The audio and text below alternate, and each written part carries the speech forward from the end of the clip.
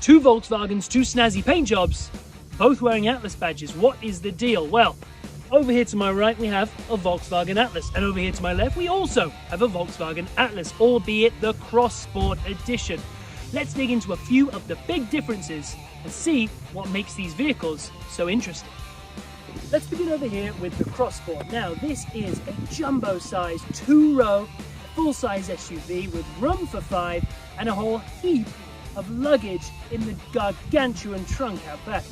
Now in terms of dimensions, this Cross Sport is just a couple of inches shorter than the regular Atlas. It's also received a nice little roofline taper at the back end, which to me gives it Audi Q8 proportions. I really like the way that this car looks. Moving over to the full-size Atlas, well, as we've just said with the Cross Sport, there's not an awful lot to separate the two. This one's a little bit longer and a little bit taller. The real changes come on the inside. The second row seating, which is bench seating in the Cross Sport, has been replaced with 2 captain's chairs, and then there's a third row with 2 additional seats. Legroom and headroom is pretty good, however, luggage space suffers dramatically in the Atlas over the very roomy Cross Sport.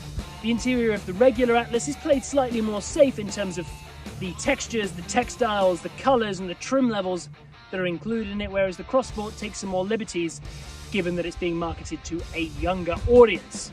Ultimately, both of these vehicles are exactly the same in terms of all of the options you can choose. The difference then comes down to your application. Do you need 6 seats or do you need 5? Do you need a safe interior or do you need a stylish interior? All I can say is that both of these vehicles, as identical as they are, represent fantastic value for money, and both made it through to our SUV of the year. If you want to find out how they did, watch along and read all of the articles from SUV of the year